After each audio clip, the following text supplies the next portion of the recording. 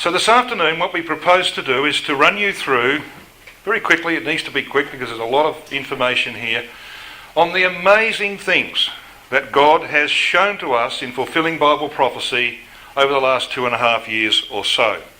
So we're going to have a look at these things. There's never been a time that I can remember where we've had such a package so close together of events that are significant in the unfolding of divine prophecy. I can't remember a period like that. I can remember long periods where nothing, what I would have called highly significant, occurred. There was always things happening, but not highly significant. We've seen so many highly significant things in the last couple of years, and we want to just deal with some of those here this afternoon. What does that really mean? Well, to me, it means that God is really saying to us, listen, this is my last package. I can't do a great deal more for you than what I've done. You need to see it for what it is. That's how I read this package of things that we're going to review here this afternoon. While I was overseas, my wife sent me this little cutting from the Brisbane Sunday Mail back in January. And this journalist had obviously been on holidays. And he wrote, "Welcome back, readers. I know that, like me, you've been lying on a beach somewhere these past few weeks, grappling with the nuances of our existence in a post-truth world. Something big is coming. I can feel it. The way the human race is behaving at the moment reminds me of how ants get frantic before a big storm." Now that's just one of many quotes like that we are seeing nowadays. And that means, of course, that the world around us knows that something big is coming. They have no idea, of course, what it is. We do. So we're in a very privileged position. We can see, just like they can, that things are coming, but we know exactly what's coming. So therefore we should be ready for it. So that's our purpose this afternoon, to give you the evidence that we know the day is at hand. So let's go back to 2015, shall we? Let's go right back to 2015 and have a look at some of the principal events that occurred in that year.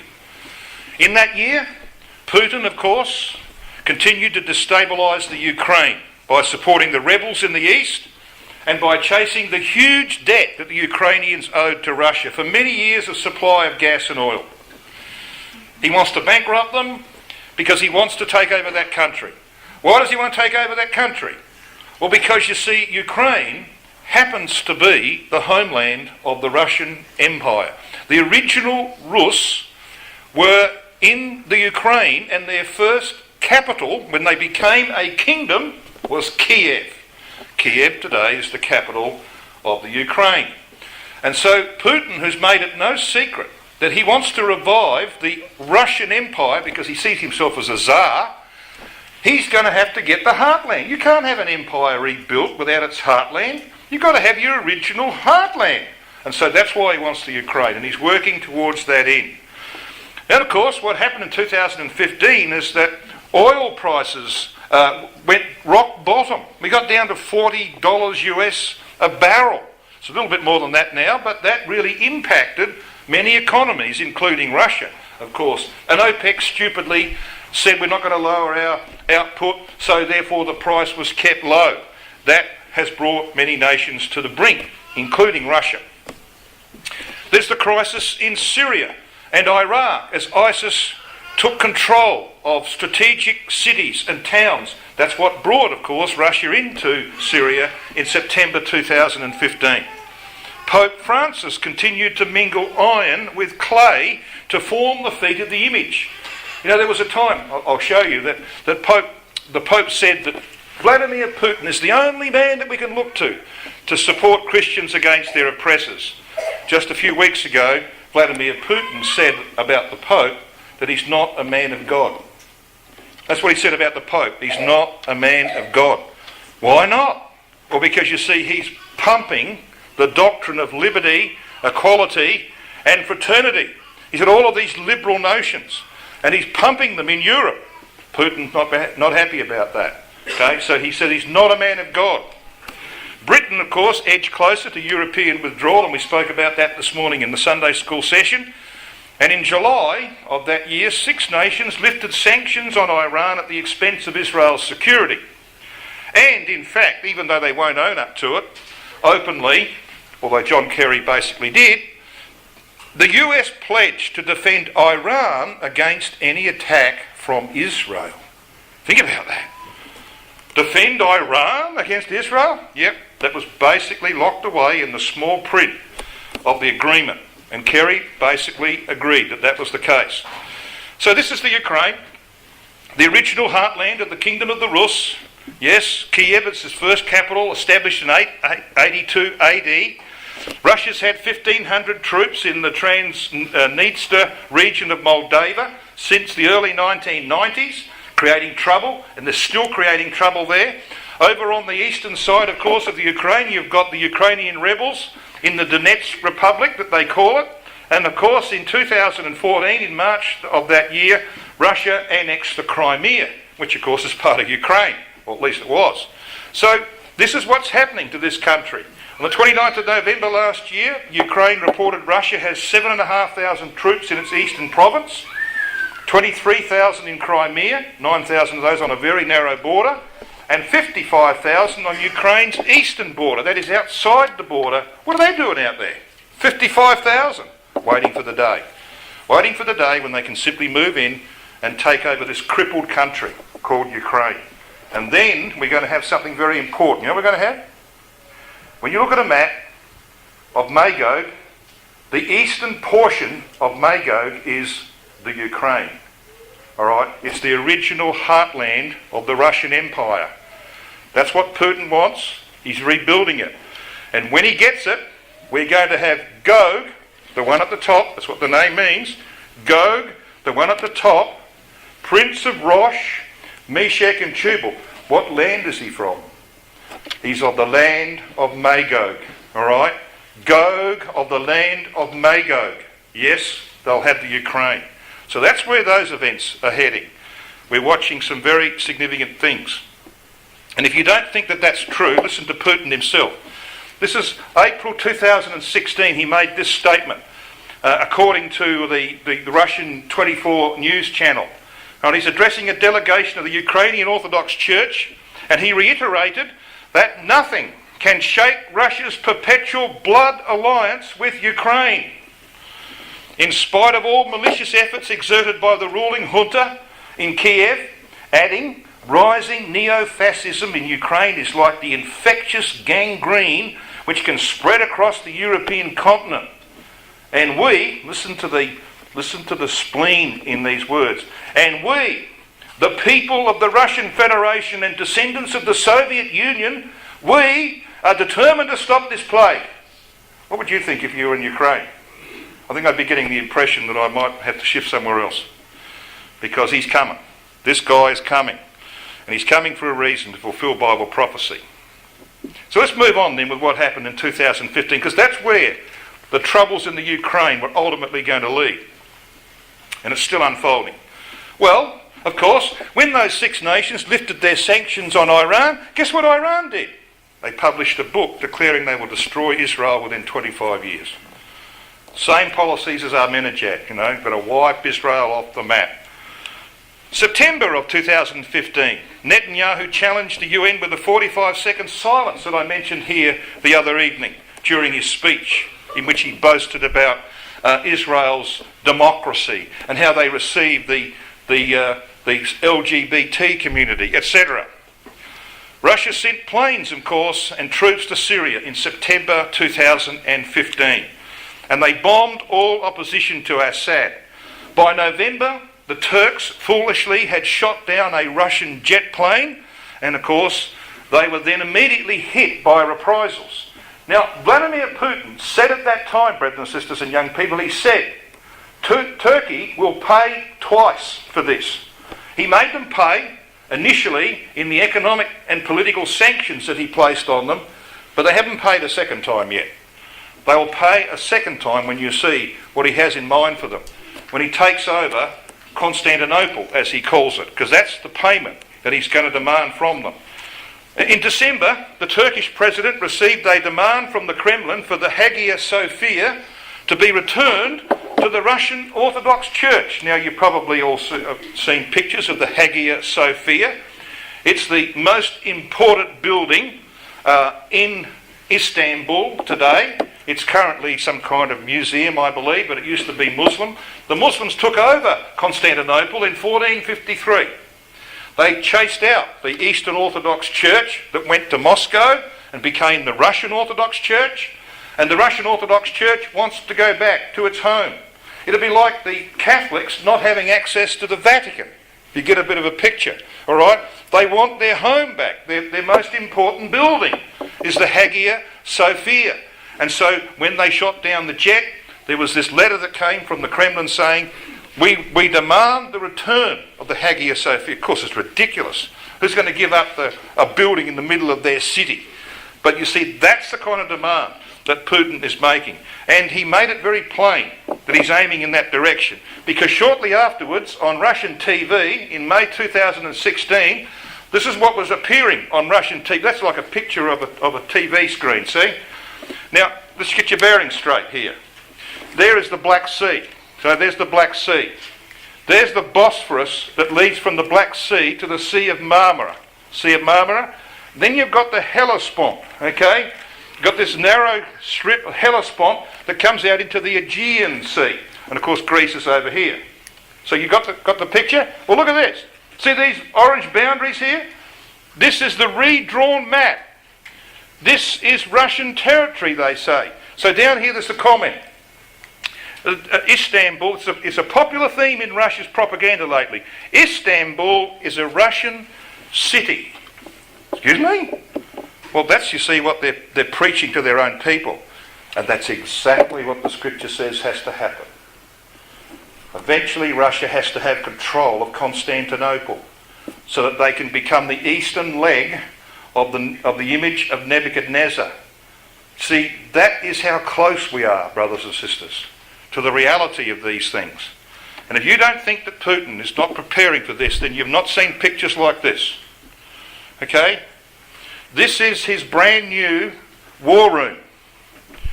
It cost them squillions of rubles to build it, whatever squillions are. Okay? Look at it. This is a huge screen over. You'll see another picture. This is a huge screen over here. Look at all these fellas. You'd think that they were statues. They're sitting there. There's nobody smoking. There's nobody chewing gum. They're all staring at the screen. Wonder why? Well, I think I know why. See this gentleman up here in a black suit? That's Vladimir Putin. He's sitting up on the mezzanine floor, looking down over all these people. And what are they watching? Well, let's just go around a bit. So what they're watching is this screen. Now this is a screen, this is a map of the entire Middle East. And they're getting reports from satellite images, from people on the ground, from planes flying, from their diplomats, from all over, and everything's going up on that screen. They know everything that moves in the Middle East. And he's prepared, he's ready for the day when the button can be pressed. Okay? And it'll come. And as we have seen in our considerations, he will sweep across. The Russian forces will sweep across from Syria right across to Pakistan. They will stamp the residue with the feet of it. They're ready for it. And this makes it plain where they're aiming.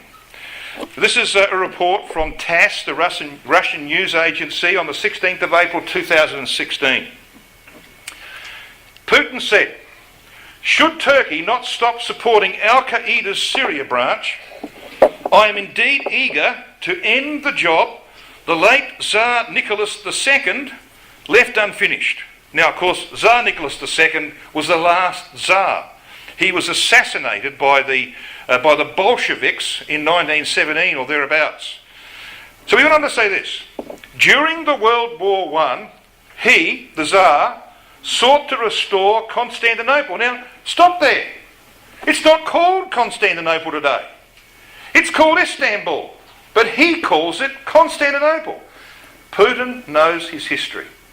He knows that this place was established by a man called Constantine, who was the emperor of the Roman Empire from 312 AD and fully of the empire from 324. And he moved the capital from Rome to Constantinople, which was built on 7 hills, The design of the city was like the design of the city of Rome, and it became known in history as the Second Rome.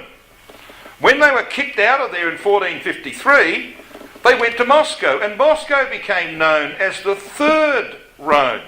Now they want to come back to Constantinople, because we have to have the two legs of the image. Rome in the west, Constantinople in the east.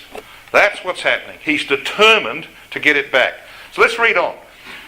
During World War I, he, the Tsar, sought to restore Constantinople, or Istanbul, to Christendom and protect Russian maritime security by liberating the Dardanelles and the Bosphorus Straits, but fate prevented him. What he's saying is, I'm going to finish this job.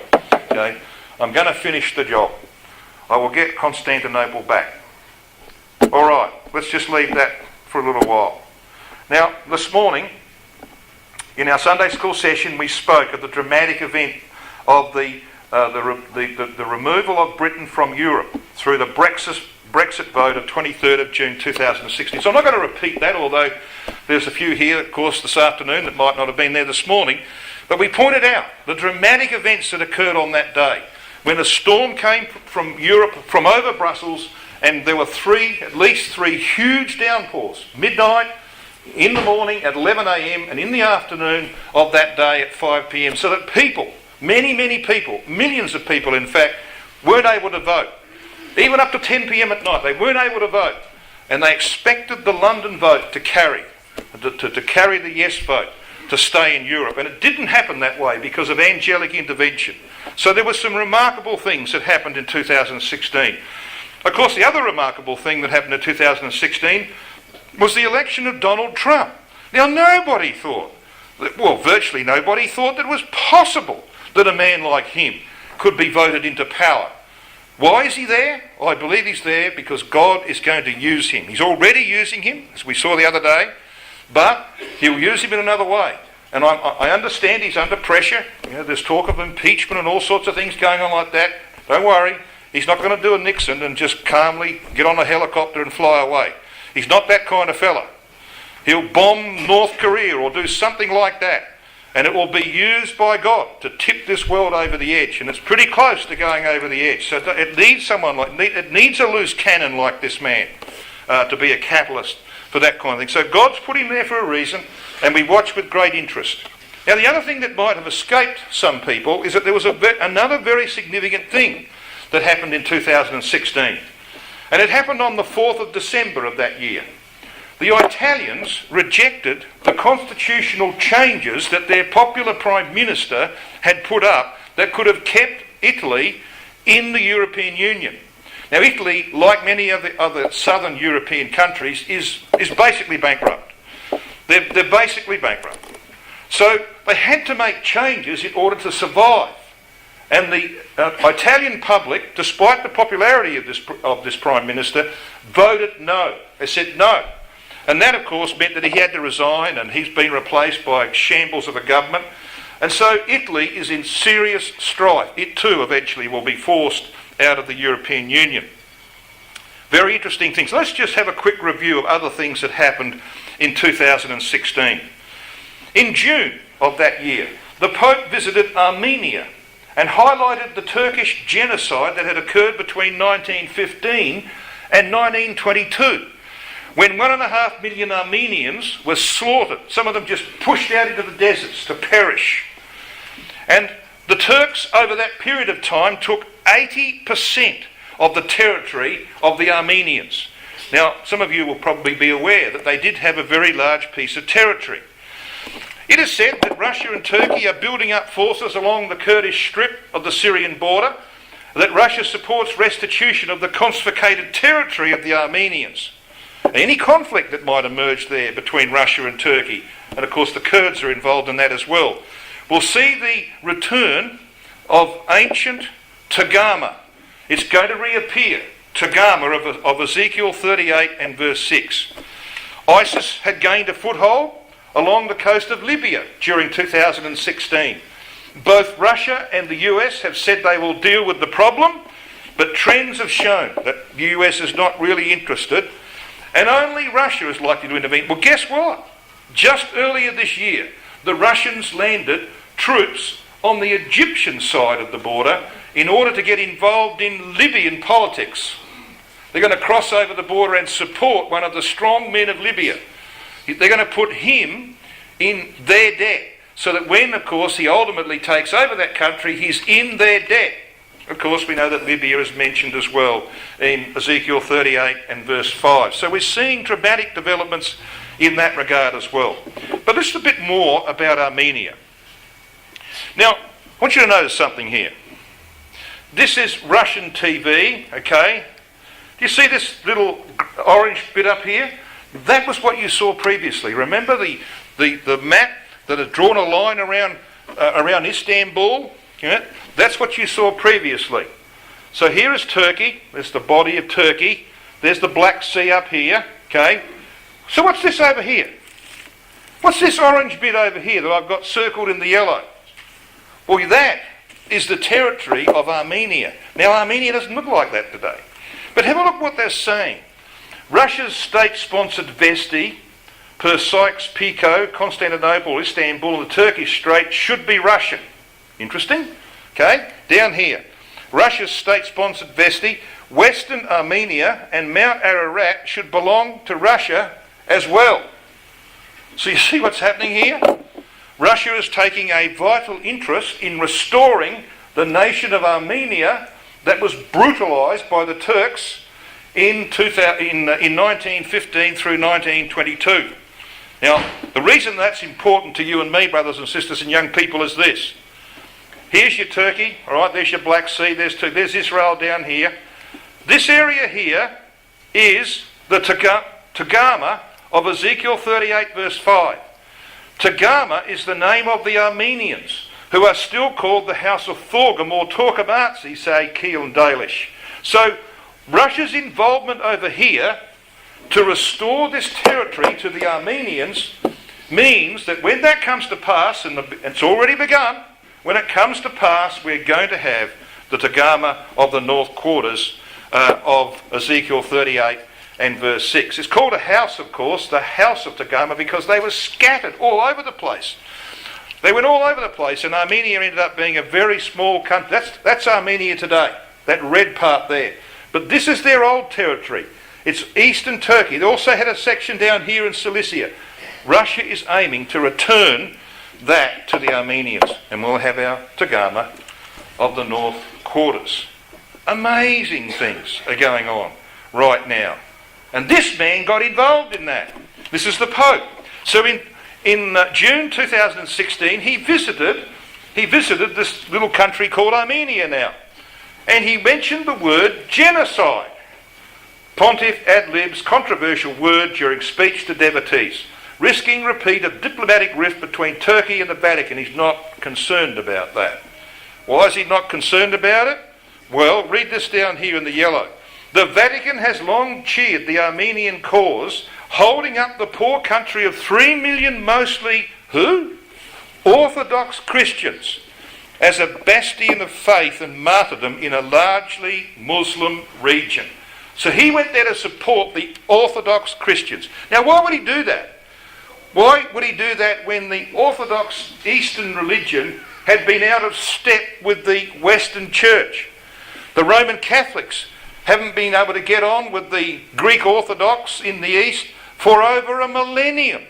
Why is he doing this? Well, we know why he does this, because you see, the great schism between these two arms of orthodoxy was healed in 2016.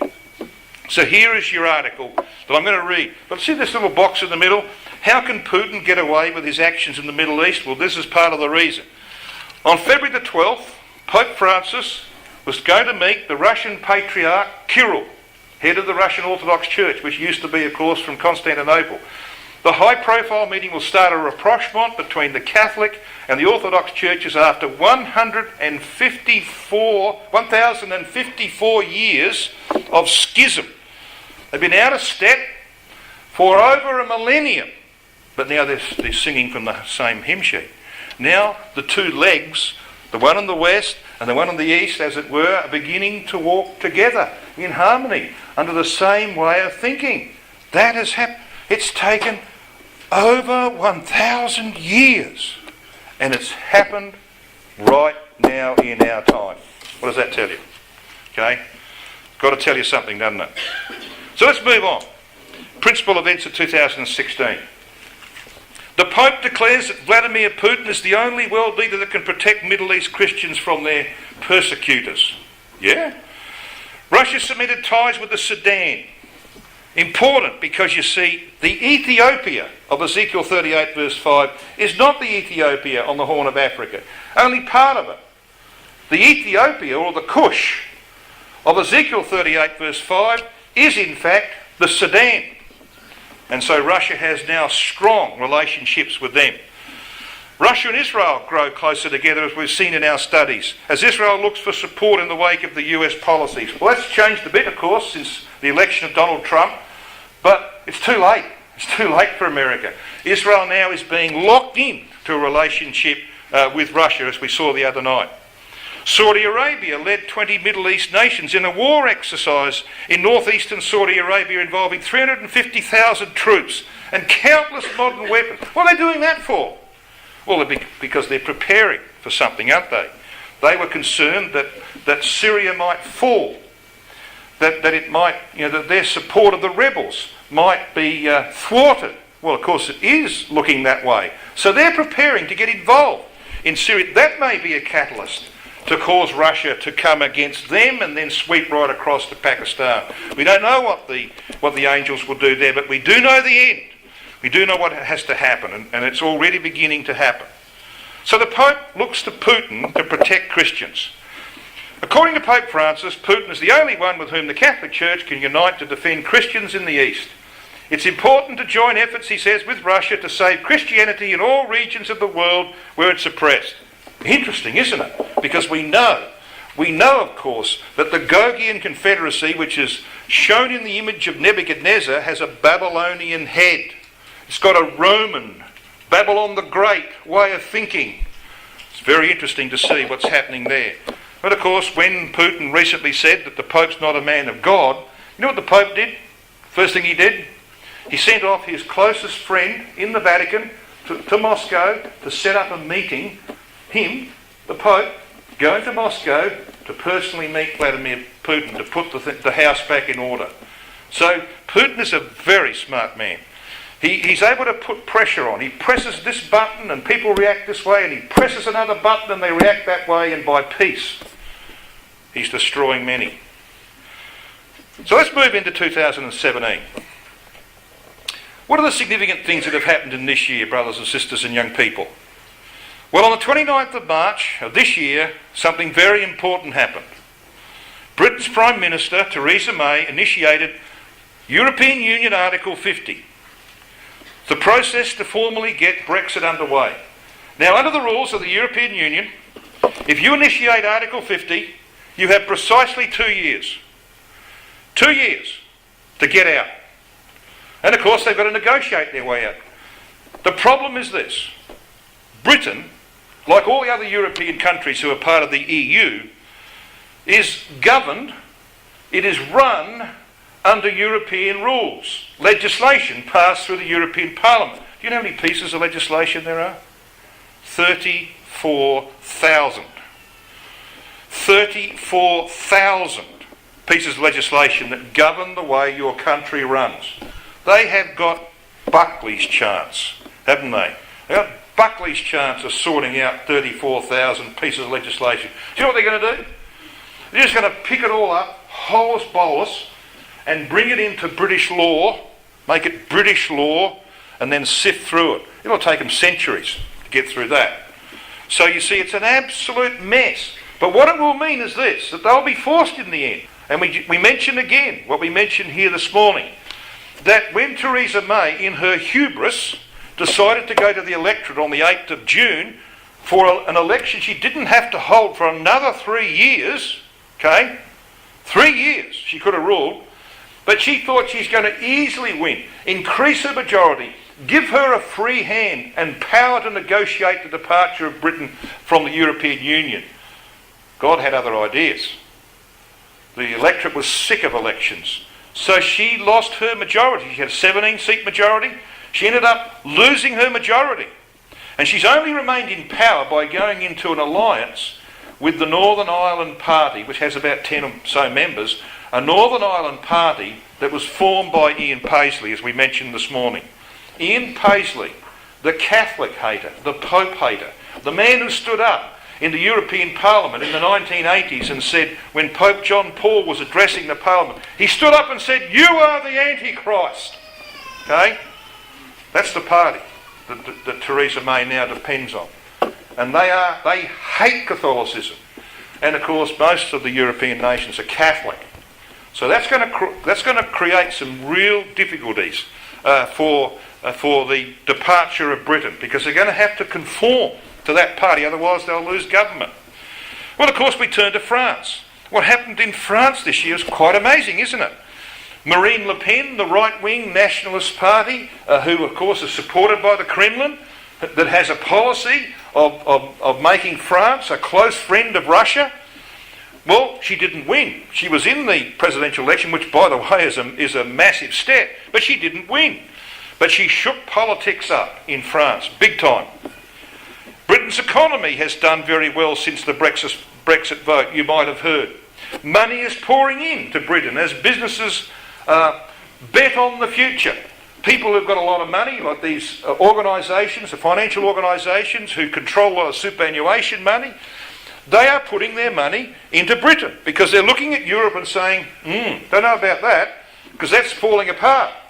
So they're looking at Britain and saying, well, that looks like a better proposition. So that's where the money is going. You know, they bought up a huge airport that was not running. It was defunct. They bought a huge airport up recently, some of these businesses, and they're now going to make it into a huge industrial estate. So Britain is actually starting to boom. It's ticking over very well, just as we'd expect, eh? Yep, get rid of the Europeans and everything's going to change. On the 8th of June, as I said, she went to this early election and it backfired and she lost her majority. Macron, of course, the new president of France, he didn't even have a party 18 months ago. So he stood for the presidency, amazingly, won comfortably. He did not have one single representative in the French Parliament of 580 seats. When the election was held, he's now got 470. I mean, that's ridiculous. Not one, and he ends up with 470. It's incredible when you see the things that are happening. People who lived 20 or 30 years ago and watched politics would say, this has never happened before. This sort of stuff doesn't happen. So why is it happening? Well, we know why it's happening. Because the angels are actively at work. So, just a quick summary of these three significant dates that have occurred in relation to Brexit. 23rd of June, angels involved. Britain leaves because of divine intervention. 29th of March, sign the dotted line. You've got exactly 2 years to get out. 8th of June, an election where this lady almost gets booted out of office. And now they're wholly dependent on this anti-Catholic Northern Ireland Democratic Unionist Party formed by Ian Paisley and some Scottish Conservatives to survive. Amazing things happened in 2016 and the first half of this year. So what about this Ian Paisley? Well, you go to the website of Paisley's public relations arm. The European Institute of Protestant Studies describes the Institute's purpose as to expound the Bible, expose the papacy, and to promote, defend and maintain Bible Protestantism in Europe and further afield. Now, up to that point, I would have said maybe that could even be a Christadelphian idea, couldn't it? To expound the Bible and to expose the papacy. Well, of course, they don't have the truth. When Britain's Princess Margaret and Queen Mother met Pope John the 23rd in 1958, Paisley had condemned them for committing spiritual fornication and adultery with the Antichrist. So he's no fading flower, is he, this fellow? He's dead, of course, now. But this is the party that Prime Minister May now finds herself in bed with. She's got no choice. And as I said, in 1988, Paisley interrupted a speech by John Paul II in the European Parliament, and he shouted, "I denounce you as the Antichrist." So that's the position in Britain right now. Another brief word about what's happened in France, the metamorphosis of French politics. This woman over here, Marine Le Pen of the National Front Party, she might have lost the election, but she won the war of ideology. A little bit like Hitler. You know, he didn't come to power for a long time, but he inched his way towards it. And once, of course, the Depression hit in 1930, it was only a matter of another 2 years, and Hitler was in power. Similar pattern, I believe, will be followed here in France. Macron is the president, but he had 0 representatives. He's now got, of course, got a whole multitude of them, and he's got no hope, really, of running France and bringing it out of its troubles. He was forced to adopt some of Le Pen's hardline policies, and, of course, he's going to have trouble wrenching that nation out of impending bankruptcy. And, of course, when the Great Depression comes, it'll all be over for Macron. Now, let's move on and see what this is moving towards. Let's see what the Bible has to say about the crumbling of the European Union, because it is in fact unravelling. Now, I got this from the Globe and Daily Mail, or Mail, in Toronto, Canada, in Ontario, and this, of course, is a picture of, it's like a knitting of Europe, and you'll see here that it's unravelling, hanging by a thread, they say. So financial stress, internecine strife, bankrupt member states, Muslim radicals in Europe, refugees from the Middle East, all of these things have made it very difficult for the European nations to survive. And when you look at the countries of the European Union that you would think are strong, what would you say would be the most prosperous and strong nation amongst the European Union? Most of you would say Germany. True?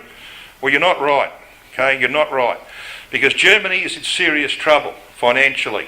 And they're also in serious trouble. They've got a million or more people from Syria who are creating internal strife because of the reaction against them. So the European Union is unravelling. Now, why is that important? Well, this is what we read in Bible prophecy. This is Revelation 17, verses 12 and 13, which tells us, and the 10 horns which thou sawest are 10 kings. So there's the 10 nations formed by barbarian invasion of the Roman Empire from about the 300s or thereabouts through to the demise of that empire in 476 or thereabouts. So these 10 horns are 10 kings, which have received no kingdom as yet, but received power as kings 1 hour with the beast. Now that hour, of course, is after Armageddon. It's the last 30 years of the 40-year period of judgment. So it's still to come in its fullness. But at Armageddon, there has to be 10 nations in Europe that have given their power, at least partially, to the papacy. They'll ultimately give it all, as it were. They've received power as kings 1 hour with the beast. These have one mind and shall give their power and strength unto the beast. So that's what Bible prophecy requires. There will be 10 independent nations. Not the conglomeration we've got in the European Union today with 28 nations who have no borders. They're not independent. You can just cross over. That's not the situation that's required by Bible prophecy. That is coming to an end. This crisis, this refugee crisis, has caused many of these nations to block their borders. They don't want all of these refugees crossing over. And so, little by little, we're moving towards what the Bible requires. 10 independent nations with one political agenda shaped and guided by the papacy, who by that time will have great power as a result of the Great Depression that is coming. So the European Union, the Eurozone as we know it, is doomed. And bankruptcy among the southern nations and the British, of course, withdrawing from Europe, will see the northern nations eventually, the slightly more prosperous ones, leave for self-preservation. So this is what we have to have. We have to have the revival of the old empires, including the Roman empires we saw the other night. So these nations here, this is where your 10 are going to be found. The Roman Empire in its history had a northern border. They crossed it once or twice, pushed back. They went into Germania, got pushed back. They came back and the border was the Rhine and the Danube, which runs into the Black Sea. That was their northern border. And so these 10 nations, as a result of what's happening now, will end up becoming the 10 nations who will be, of course, beholden to the papacy. Now, we know that France plays a very important part in all of this. And Brother Thomas said this in Elpis Israel. He said, in this general description, may easily be discerned that extended portion of the west of Europe, comprehending ancient Gaul, Belgium, and the countries bordering upon them, which constituted in our day the Napoleon Empire. Gomer, then, he says, points immediately to France. So France is going to play a major part in the events of the latter day. And that's why what's been happening in France is so important to us. It's the revival of the beast of the sea. It will return where the papacy has enormous political clout in the west. It's going to be the revival of the fourth beast of Daniel 7, which we saw the other evening. And we'll have the development of Babylon the Great in that territory. All of that is beginning to unfold. So I want to then come to the end of our sessions with a couple of very important things. Now, I've been talking about the looming depression. Some people say to me, yeah, well, we've heard a bit about that, but is that really right? Is that true? Well, in our exhortation this morning, we're in Luke 17. Can I just take you back there briefly to Luke 17?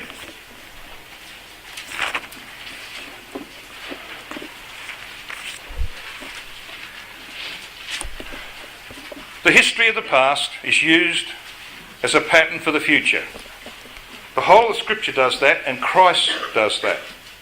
Have you ever asked yourself, when you read Luke chapter 17, verses 26 through 28, you ever asked yourself why he chooses the days of Noah and the days of Lot? Why didn't he choose any other period of divine judgment? Well, he chose it for a reason, because he tells us that reason. So let's read verse 26 through 28. Now, what I'm going to do here is that I'm actually going to give you the literal Greek. I'm going to go back to the original grammar of the Greek. And what we have here is the plural imperfect active in the verbs that are used. So listen carefully. This is how it should read. Verse 26 of Luke 17. And as it was in the days of Noah, so shall it be also in the days of the Son of Man.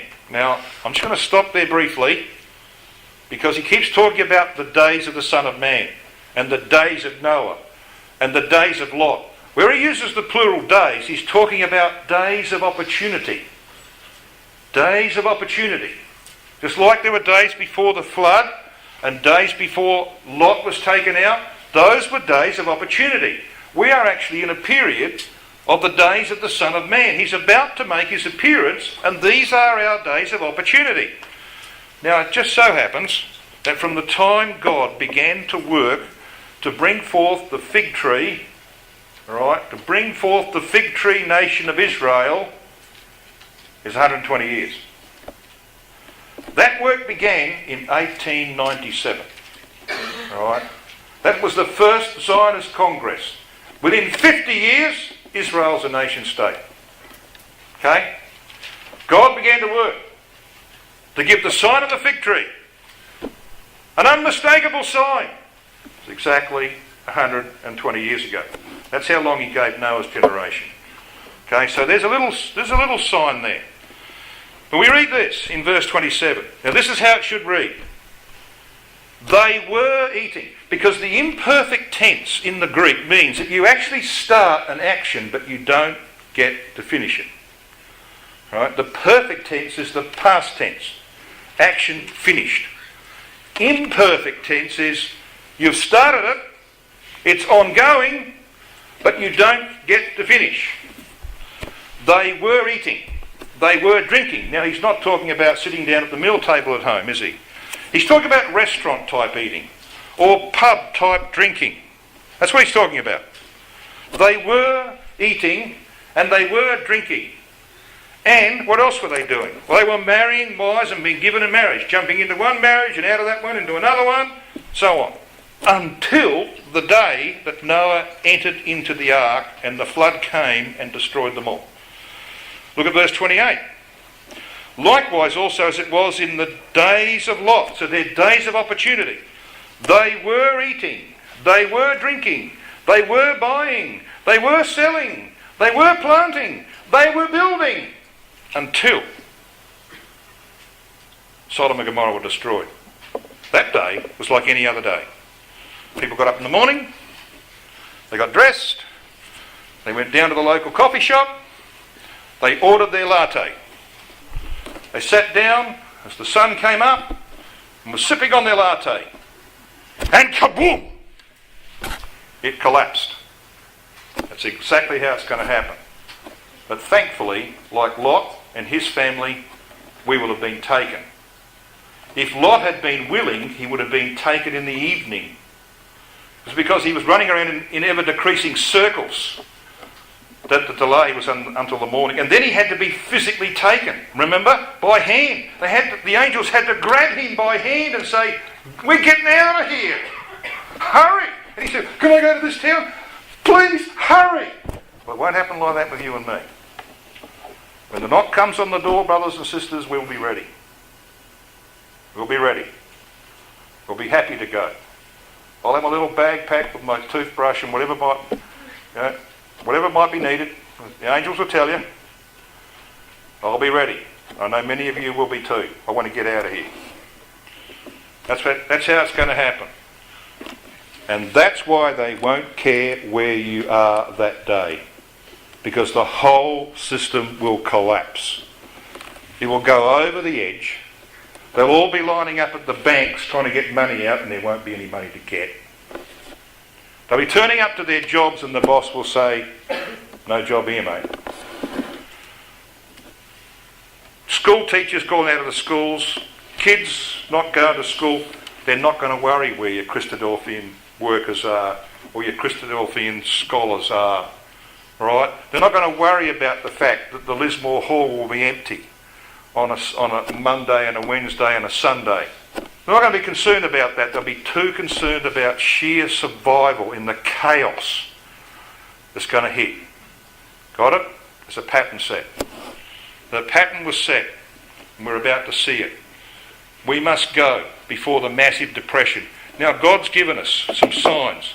Now, we've had our tremors, like Thessalonians says, before a birth there's the tremors, the birth pangs. We've had them. Yep. You go back to the 1997 Asian financial crisis and the 2000 technology crisis, and you come to 2008 and you've got your global financial crisis, and so it's gone on. Here we are, 2017, and the world knows that the great crash is overdue. It's overdue. God is holding it because it's his timing, not theirs. And it's going to come.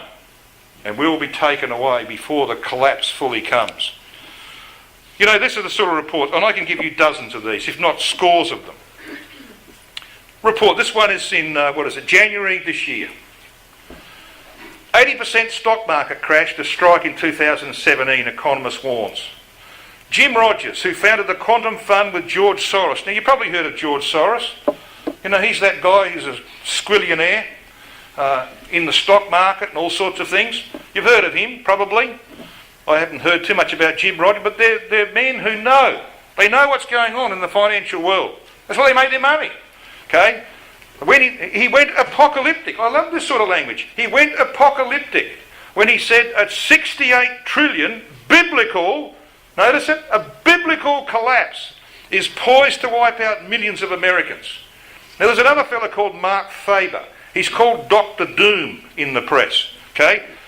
He recently told a news organisation that investors are on the Titanic and stocks are about to endure a gut-wrenching drop that would rival the greatest crashes in stock market history.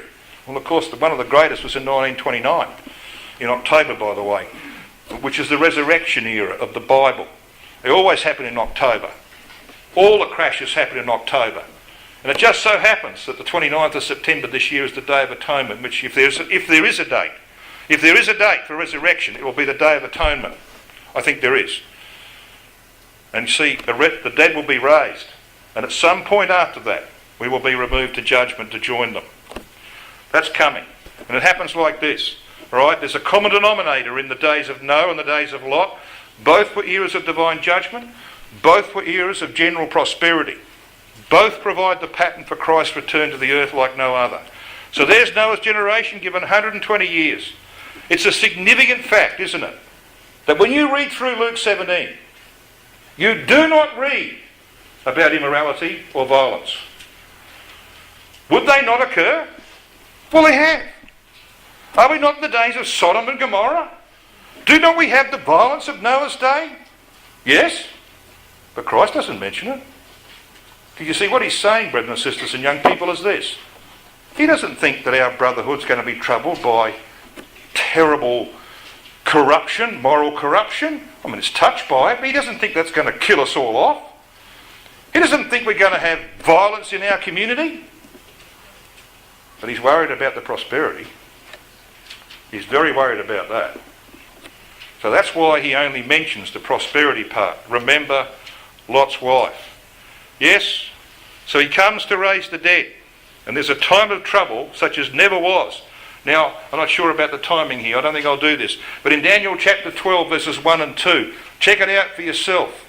There's a repeated phrase in Daniel 12, verses 1 and 2. It's the phrase, and at that time. So listen, this is what it says. Daniel 12, verse 1. And at that time shall Michael stand up, that great prince which stands for the children of thy people. And there shall be a time of trouble such as never was, since there was a nation on earth. Okay, got it? And at that time, so there's your repeated phrase. And at that time, many that sleep in the dust of the earth shall awake, some to everlasting life, and some to shame and everlasting contempt. Yeah, it's telling you something. The resurrection of the dead and the removal of the responsible living to the place of judgment is the signal to begin the time of trouble such as never was. It's referred to in Isaiah 26. When we read in verse 20, "Come, my people, hide thyself. Come into the chamber, to the bridal chamber." It's the faithful taken, immortalised, taken into the bridal chamber of our Lord Jesus Christ, so to speak, at Sinai. Hide thyself for a moment until the indignation be overpassed. Indignation? Is that Armageddon? No. Because Armageddon comes in the next verse. You know what the next verse says? Isaiah 26 verse 21. It says, "For Yahweh cometh forth out of his place." Yeah, he is. He's going to come forth from Sinai, Christ and the saints. So what's the indignation? The indignation is the time of trouble such as never was. This world has created a monster, hasn't it? And God, when he's taken us out, is going to unleash the monster against them, the creators of the monster. That's going to be a dreadful time. So that is how it will unfold. And we're not that far away from it. And then will come Armageddon, of course. This is how it happens in history. 29th of October, 1929. Stock market crash. By 1930, worldwide depression. Took them 10 years to dig themselves out of it, and then only by a war, because in a war you can close people's mouths by killing them off. 50 million people died, so you don't have to feed them, okay? And you put the others back to work, building tanks and planes, and you bomb the living daylights out of people, so you feed less of them. Got it? That's how you get out of a depression. Don't suggest you do that in your family if you're in financial trouble. But you got a bit of a feel. That's how it works. That's the crassness of human behaviour. Well, it's going to happen again very shortly. Huge financial crisis looms. A time of trouble such as never was. Because we'll be gone. We'll be gone to judgment. And 10 years later, there'll be a war. But this one's the important one. This is Armageddon. Okay? That's how that's going to unfold. Now, I'm going to finish our considerations together by taking you to Daniel chapter 12. I've just been quoting it. Well, let's come and have a look at the last portion of Daniel chapter 12. And as you're turning that up, brethren and sisters and young people, I'm going to make an appeal to you. And this is my appeal. I get to do a fair bit of travelling, and when you do that, you're in the firing line a little bit. And I have people accusing me of saying that I said that Jesus Christ would return in such and such a year. Let me just tell you something. I can recall what I said. I have never ever said that Jesus Christ must return in year whatever it may be. I've never said it. I've been saying, like brethren have been saying for 180, 170 years, that Christ is coming. Okay? Well, Christ was coming in Paul's day. Remember that? Fact is, we know where we are in the scheme of things now. We know he's coming. And we know it's close. But no one knows the day or the hour. And no one should be foolish enough to say that he will come in this year. So I'm not going to do it, okay? So when you hear what I've got to say, please be mature. Please be sensible in interpreting it. And if anybody goes away from here and I hear down the line somewhere that someone has said that Jim Cowie said that Christ will come in 2017, just be assured that at Sinai, at the judgment seat, I'll be coming to have a chat to you. I think you got the message, eh? Yeah, okay. I've got to say this because this happens. It's ridiculous. It really is ridiculous. But it does happen. So please, what I say, take in its context, and I'm going to let you be the judge. I'll let you be the judge. You make the decision as to what you think this might be saying. So let's come and have a look at what we've got here in Daniel 12. Now, I probably first need to just slip you back to Daniel chapter 8. You see, what we have on the screen here, we've got the desolations of Jerusalem. There have been 3 abominations of desolation in the holy city, at least 3 in its history. The first, of course, was the Greek desecration during the time of the Maccabees, when Antiochus Epiphanes and some of his mates defiled the sanctuary. But you see, Greek defilement had begun in 333 BC. So come back to Daniel chapter 8 and verse 14. We know what this chapter is about. It's about, Alexander the Great rising up and overthrowing the Medo-Persian Empire, and then, of course, his empire splits up into 4 parts and so on.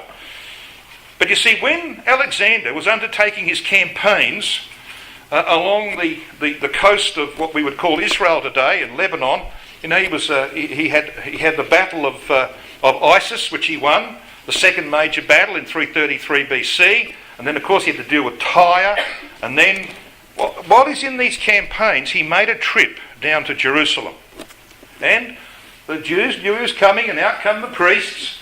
And of course, he sees them and he gets off his horse and he walks into Jerusalem. But that is when the treading down of the Holy Land began. 333 BC. Now let's just read Daniel 8 and verse 14. Well, maybe just slip back to the end of verse... let's just read all of verse 13. Then I heard one saint speaking unto another saint, and said unto that certain saint which spake, How long shall it be the vision concerning the daily sacrifice and the transgression of desolation, to give both the sanctuary, which of course is obviously the temple site, and the host to be trodden under foot, host of course being Israel. And he said unto me, unto 2,300 days, then shall the sanctuary be cleansed. Now, sanctuary cleansed? Yes, where the temple site is. Now, by cleansing, of course, it doesn't mean cleansed of all impurities, because they're still there today. What it means is it goes back into Jewish hands. It's no longer being trodden down by Gentile powers. Well, that treading down began 333 BC by the Greeks. And if you add 2,300 years, because it's a day for a year principle, you add 2,300 years to 333 BC, you come to 1967. Now that's where we began. We began here last Thursday night talking about the sign of the fig tree, the events of the 6-Day War in 1967, when Israel took possession again of the old city of Jerusalem. That's when Gentile defilement of that place ended. It's never going to be trodden down again. We saw that yesterday. Okay? Got that picture? Okay, let's come back to Daniel chapter 12, and along the way I'm going to make mention of the next desolation of Jerusalem. What was it? The Roman abomination of AD 68 to 70. Now we know this is true, because this is a reference to Daniel 9:27. And Christ mentions that in Matthew 24 verse 15. And what he says in that verse is, when you see the abomination of desolation spoken of by Daniel the prophet standing in the holy place, then know that the desolation thereof is nigh. And he says, no doubt, it's the second abomination of desolation. But there's a third one. And that third one is referred to in Daniel 12 and verse 11, where we read, "And from the time that the daily sacrifice shall be taken away, and the abomination that maketh desolate set up, there shall be 1,290 days." So there's an abomination of desolation to be set up. So what is that abomination of desolation? Well, it's the Muslim. It's the Muslim desolation. It's in the form of the Dome of the Rock, which has been in the news lately, hasn't it? The Dome of the Rock. They say, of course, that the rock itself is the rock where the ark actually sat. They say that there is a rectangular depression in that rock that is exactly the same size as the Ark of the Covenant. That may be true. The Jews think it's true. It's one of the most holy places to them. So when you go down underneath the Western Wall, you go to Jerusalem, you take the tour under the Western Wall, guess what you find? In all of this little narrow alleyways, 15 metres underground, 20 metres underground, guess what you find? You find Jews sitting in the alcoves, praying like this. It's as close as they can get. Close as they can get to the Temple Mount. All right? That's what they think of it. So here we've got this desolation. So when was this Dome of the Rock built then? Well, you can go to several places. You can go to the Dome of the Rock itself. There's a plaque on the wall. You can go to the Encyclopedia Britannica, and it will tell you, that it was begun in 691 AD and completed in 692 AD, some 55 years after the Muslim armies had captured Jerusalem. So it started in 691, completed in 692. Got that? Right. So what does Daniel 12 verse 12 say? "Blessed is he that cometh, that waiteth, and that cometh to the 1,305 and 35 days." So read years on the day for a year principle. 1,335. So if we start with the date of the completion of this building, because that's of course when it goes into operation, that's when the abomination of desolation begins, that's 692, and we add 1,335, and we come to 2027. So what do you reckon that means? Well, if I'm reading this correctly, what that means is that abomination has to be removed in 2027. "Blessed is he that waiteth and cometh to the removal of it." Okay? I want to see the removal. Do you? I want to see it. Yeah. Now that's interesting, isn't it? Because, and listen carefully, there's an if here, if we happen to be right, if Brother Sully is right, if Brother Thomas is right, if many Bible students that have followed them are right, there will be a 10-year period between the resurrection of the dead and Armageddon. Okay? Now we might be wrong. We could be wrong. I don't think we're wrong. But I'll let you be the judge. If there is a 10-year period between the resurrection of the dead and Armageddon, which will remove the Dome of the Rock and cleanse the holy site where the temple is to be built, then 2017 is looking very interesting. Did you notice what I said? I did not say that Christ will come in 2017. You be the judge. What do you think? I will let you be the judge. All I can say is I'm pretty excited. I'm pretty excited because that's just one of many, many things that are screaming at us that Christ is about to come. Let's just make sure we're ready, because that day can't be far away. Let's make sure that we keep our eyes open and that we're ready for the knock on the door. I know what you're going to say. All of you will say, as a result of our considerations, you've got to say it, don't you? How marvellous it is to see the hand of God at work. What could we say? Even so, come, Lord Jesus.